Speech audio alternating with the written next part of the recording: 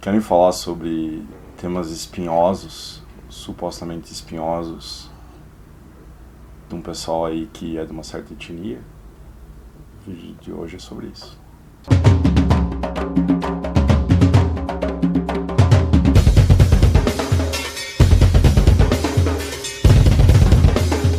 Livro de hoje, vídeo de hoje. Aqui, pegou, Murilo lindo? Pegou? Então tá, o Passeio com o Gigante do Michel Laube. Michel Laube mandou, a gente agradece a companhia por ter mandado o livro, a gente sempre agradece as editoras por mandarem os livros que a gente recebe aqui, porque é legal receber livros e tudo mais. E dessa vez mandaram dois, mandaram pro Yuri e mandaram esse daqui que veio, e aí eu li. E eu achei interessante, a gente fica um pouco melindrado, né? Vocês devem ter reparado, assim, que falar de literatura brasileira contemporânea às vezes parece ser um pouco algo que pode incomodar algumas pessoas que gostam, que tem afetos, porque eu gosto do autor, da autora e tudo mais. E aí só interessa para nós trazer aqui os livros quando eles têm alguma coisa para a gente trabalhar além da própria colocação do livro, quer dizer, quando eu posso pensar algo sobre a literatura que não se esgota no livro. O Yuri fez isso com um livro recentemente, eu achei que ficou muito interessante, ousado da sua parte, uma leitura muito boa, acurada, aguçada. Eu tenho que elogiar ele também, Murilo, não posso ficar só com você, cara. E, enfim, a razão de porque eu peguei, muitos livros chegam aqui, a gente lê, a gente não traz e tal, mas esse daqui eu trouxe precisamente por isso. Então eu sempre falo o que eu vou fazer, o que eu vou fazer hoje eu vou passar o livro, apontar algumas coisas que surgiram para mim na leitura, e aí a gente vai falar sobre o que me pareceu ser uma tendência da literatura contemporânea, não só brasileira, e que talvez isso venha de fora, mas uma tendência que muda um modo de se escrever estilo e gênero do romance ou da ficção, ok? Então vamos lá. Do que se trata o Passeio com o Gigante? É um romance basicamente sobre um personagem, o Davi Riesemann, tá? Que é um judeu, e ele vai ser como que entrecortado, entremeado entre as falas desse personagem, que está direcionando-se, dialogando, a gente percebe isso ao longo do texto, com a outra fala principal, com a outra voz principal, que é identificada como um coro, ok? Então, uma voz não identificável pessoalmente, mas como uma multidão de vozes. E o que esse Davi Riesemann está contando ele está tentando se justificar em relação a um episódio específico de sua vida, que é em 2018, num instituto no qual ele é presidente, um instituto que visava tratar de questões pró-judeus e, sobretudo, de apoio a Israel e tudo mais, mandar pessoas para Israel, mandar dinheiro, enfim, toda coisa, mas também com os judeus aqui do Brasil, fazer essa, vamos dizer assim, não digo proteção, mas uma espécie de formação comunitária. Num discurso em 2018, nesse instituto onde ele é o presidente, ele é o fundador e tudo mais, ele teria conclamado os seus amigos, companheiros lá desse instituto, judeus, a financiarem a campanha de uma certa criatura escrota. Pode falar outra, não precisa, né? Para presidente. E aí, por que ele está tentando justificar isso? Porque em 2018, o Buster Keaton está aqui do lado fazendo um monte de mímica. Em 2018, ele faz esse discurso e aí há consequências, não é? Consequências que é a pandemia, que é o ponto talvez nevrálgico aqui, uma pandemia que mata, que ceifa, ele depois passa a chamar de morticídio, ceifa o livro, né, o Laube, ceifa a vida da mulher dele, do personagem, e aí ele está tendo que se justificar em relação a isso, quer dizer, a esse discurso que ele fez e que levou ele a apoiar. E ele tenta justificar dizendo: eu fiz isso em prol da proteção que eu deveria dar ao meu povo, certo? Ao meu grupo específico e tudo mais. E aí, para fazer isso, ele começa, desde o princípio, a gente vai vendo ele falando desse cara, que é o velho Uri e tal, que era o sogro dele, que é um judeu que tinha um discurso de, não, a gente não pode ser mais os judeus coitadinhos, nós temos que ser o judeu que vai para frente, que vai para cima. E ele toma esse Uri como um personagem importante para ele, um judeu norte-americano que foi um boxeador. E aí isso influencia esse Davi, não é? Esse cara, porque ele assume também esse discurso de que o judeu não pode mais ser vitimado. Olha o que aconteceu com a gente, olha não é, a Shoah, olha toda a mortandade, a perseguição por anos, centenas, milhares de anos, a perseguição. Então chega disso, está na hora de nós estabelecermos um ponto mínimo de proteção. E esse discurso do sogro dele, então faz ele recontar a vida, porque ele era um judeu pobre, ou vamos dizer classe média baixa, mas que o pai tinha vazado, criado pela mãe, que consegue uma bolsa de estudo num colégio de judeus de uma cidade grande, que é de São Paulo, ou sei lá, Porto Alegre poderia ser, ou enfim, e que, como uma cidade grande, isso importa de menos, e nesse colégio, que é um colégio caro, ele se destaca, ele consegue uma liderança por trabalhar precisamente em atividades extracurriculares que envolvem essa formação, essa preparação comunitária desses adolescentes judeus. E ele faz isso como uma espécie de crescer, não é? E aí esse sogro tem uma seguradora que ele começou do zero, ele admira muito esse sogro, acaba ficando com a filha do cara, né? Enfim, conhece o cara e depois assume o trabalho na seguradora, onde ele vai ter dinheiro e tudo mais. Tudo isso nos é contado, quer dizer, toda essa história que a gente vai vendo, entremeada com o coro nos dizendo, nos localizando de um certo ambiente hospitalar. Quer dizer, ele está lá num hospital que nós vamos... ok, é porque a mulher dele faleceu, ele está rememorando, ele está repassando as coisas. Aí a gente descobre que ele tem uma filha com necessidades especiais, certo? Decorrente de uma questão do parto, de quem ele agora se torna responsável único, porque ele não tem mais a mulher para compartilhar essa função. E aí o coro está exigindo dele: por que você não repensa? Por que você não refaz os teus passos? Por que você não reconsidera quem você é e o que você fez e a responsabilidade que você tem?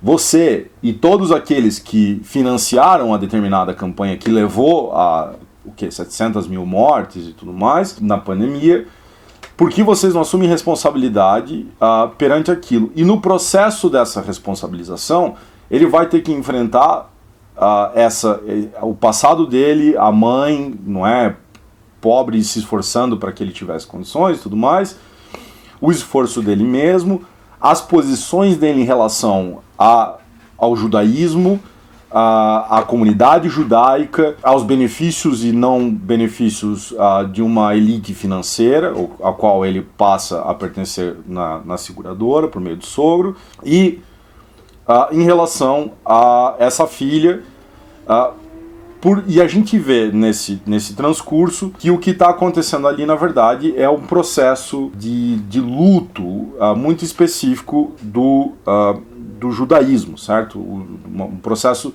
de luto e de perdão, certo? O dia do perdão. Isso aparece na página 103, quando ele diz as etapas do percurso espiritual que um judeu precisa fazer antes desse dia de luto. Primeiro o retorno, depois o apego, depois a justiça. Okay? Isso é simbolicamente significativo aqui, porque meio que diz aquele hospital que ele deu entrada no hospital, ele tem que passar pelo hospital, pela enfermaria, se não me engano, ou maternidade e o morgue. E aí ele tem que sair. Então ele tem que fazer esse processo, não é? Primeiro o retorno, depois o apego, a maternidade, então o morgue, o necrotério, a justiça. E aí no fazê-lo ele vai constituindo esse discurso meio que num diálogo com o coro. Eu não vou, claro, adiantar para vocês, a gente sempre evita fazer isso, aonde que vai dar isso, tá? Que eu acho, vamos dizer assim, vamos fazer uma coisa. Eu acho que a saída que o Laube dá para o livro é interessante, ok? como ele fecha o livro e tudo mais, eu achei interessante. Então tá aí, ok, um elogio a um escritor brasileiro contemporâneo. Mas vamos lá sobre os problemas que eu acho, não é problemas, né? Questão minha, assim, não é, que apareceu aqui para mim no livro e que a gente pode discutir aqui para pensar um pouco sobre a literatura que tem sido feita. Como eu várias vezes pontuei na minha fala aqui, o livro é basicamente discursivo, ok? É o discurso de um cara e o contradiscurso de um coro. Ao utilizar uma figura, que eu não quero chamar de personagem, mas uma figura poética, como é o caso do coro, uma figura poética que clama, chama, que convoca uma tradição literária muito, muito antiga, quer dizer, está nos gregos, o coro é uma coisa bastante já solidificada. O romance faz arrisca numa coisa que ele precisa justificar. Aqui, esse coro por vezes parece uma espécie de voz da consciência, e depois ele meio que diz pra gente o que ele é com relação aos mortos, os torturados, os judeus perseguidos, mortos, torturados, assassinados, trucidados, vilipendiados, estuprados e tudo mais, do passado, mas também como se fosse uma voz do povo, não é? E aí nós temos, de um lado, o discurso do Davi, do outro, do coro. E um discurso opondo-se, contrapondo-se ao outro. O que aparece de narrativo para nós aqui na produção é dependente do discurso, certo? Porque é o discurso que está conduzindo a narrativa. Num livro que tem 151 páginas, com capítulos, trechos bem pontuais, quer dizer, parágrafos e tal, não é um livro muito longo. E é isso que me interessou pensar aqui, trazer aqui. Porque, em geral, a literatura, a ficção, em geral, quando eu digo em geral, não é só porque é uma tendência, mas vamos dizer assim, em estrutura poética, o que tem de interessante na narrativa é a narrativa, certo? Em que eu sou levado a uma história, eu sou levado a uma sequência de fatos, eu sou levado a onde eu não estou sendo necessariamente convencido de nada e onde eu não estou sendo ciceroneado de nada, certo? Porque se isso acontece, eu estou num outro registro. Eu estou num registro retórico, não é? Num registro discursivo, num outro registro.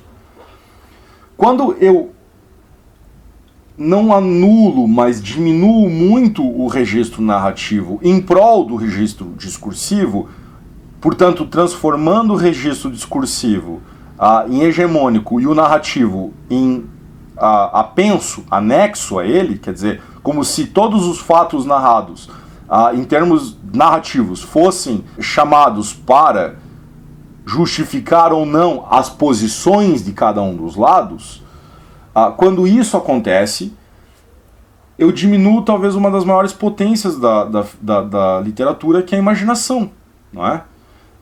Porque eu não é só que eu não sou chamado como leitor a constituir a narrativa, o que não é uma coisa exclusiva da modernidade, pós-modernidade, isso é uma força da narrativa, da literatura, não é só que isso não acontece, como também eu estou com a impressão de que eu estou conversando aqui com alguém que está querendo me dar uma lição de moral. E isso é chato para um diabo. Porque toda vez que eu tenho que eu vou para um livro, eu não quero que o personagem seja bom ou mal, que ele se justifique para isso ou para aquele lado. Eu quero ver precisamente as nuances, não é? E eu vou, ok, há uma certa nuance. A gente percebe uma certa nuance nesse personagem, Davi. Só que é uma nuance tão chapada com um discurso político recente do Brasil, e um discurso político que é ele mesmo tão planificado, que parece tirar pouco daquilo que ele pretende fazer, que é essa lição moral. Quer dizer, todo discurso que pretende sustentar um ponto, que pretende argumentar uma coisa, só alcança a efetividade dele, e a efetividade, quer dizer, retórica mesmo, não é? O efeito dele enquanto uso da linguagem, ele só alcança isso se os argumentos trazidos são relevantes, se os argumentos trazidos não são batidos, se eles não são senso comum, se eles não são uma mera repetição ou uma espécie de aglutinação perspectivada pela via do judaísmo não, né, do judeu brasileiro, perspectivada, mas ainda assim, senso comum, de um certo discurso maior, de um discurso mais corrente, não é? Então, assim, o que a gente procura muitas vezes na literatura, ou pelo menos eu, isso eu digo da minha parte, é quando você encontra não o traço discursivo, mas o traço narrativo, poético, vou dizer aqui muito entre aspas, no sentido, num conceito, não é, filosófico, literário, poético, que me faça como que sempre ver além do senso comum, além do que está dado em primeiro plano, certo? Quando eu vejo algo, quando algo se revela para mim, que me faz ter uma certa dificuldade, inclusive, para elaborar isso em palavras, não é? Quando eu paro, por exemplo, diante de um livro e falo, puta, você não sabe como dizer, você não sabe como reproduzir, porque você vai ter que pensar, você vai ter que articular todo um pensamento para dar conta daquela experiência, certo? Não é o que acontece aqui.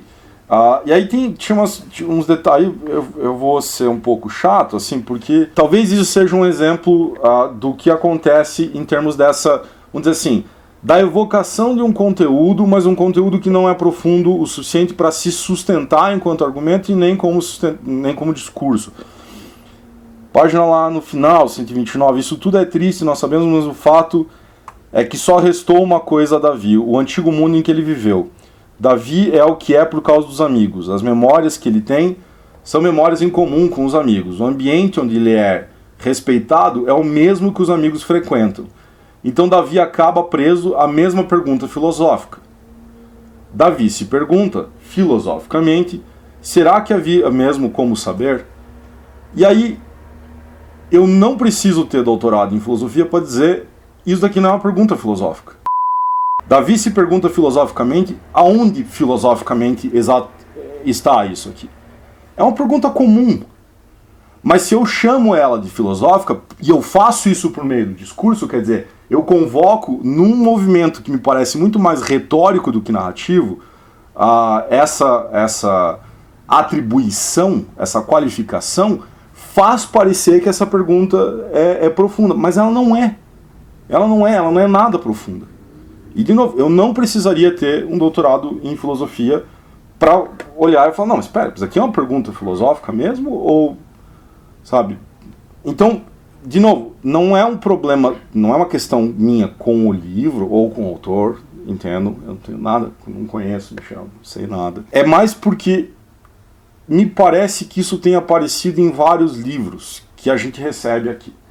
Vários livros da literatura brasileira contemporânea e de uma certa literatura contemporânea em geral.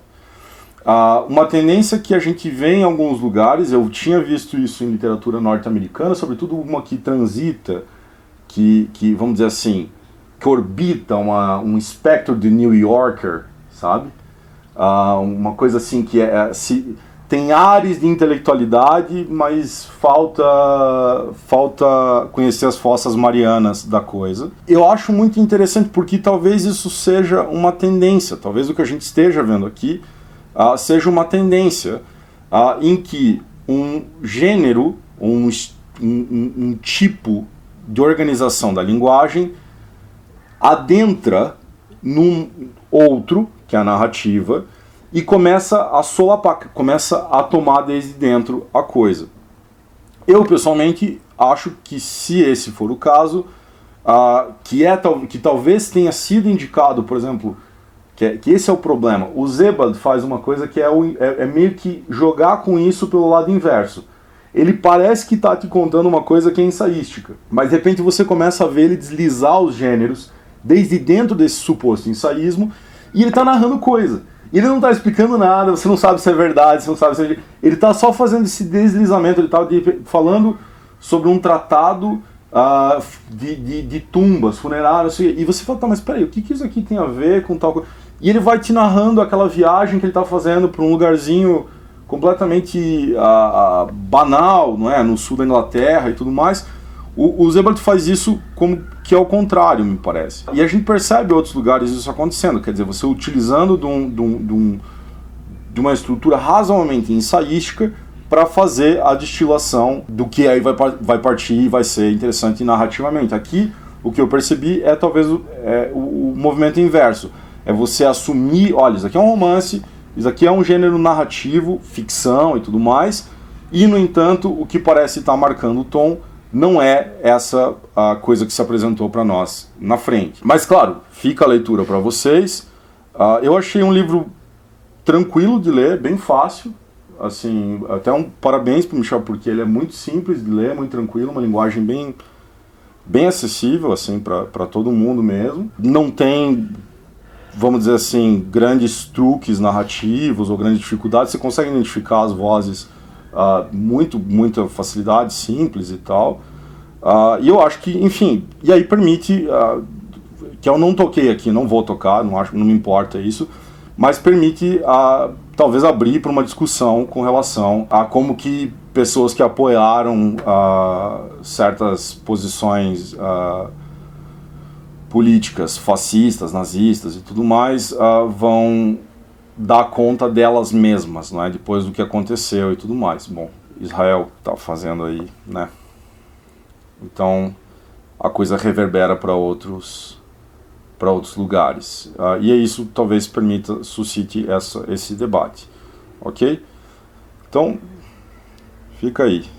Passei com o Gigante, Michel Laub. Deixa aí o comentário de vocês, enfim, o que vocês quiserem. Dinheiro no Catarse. Eu tentei comprar um Murilo hoje com churros. Eu paguei um churros quando a gente tava vindo para ver se o Murilo cedia afeto a mim. Mas não funcionou, Murilo? Não funcionou. Eu tô tentando de tudo, gente. Um dia eu vou conseguir esse homem.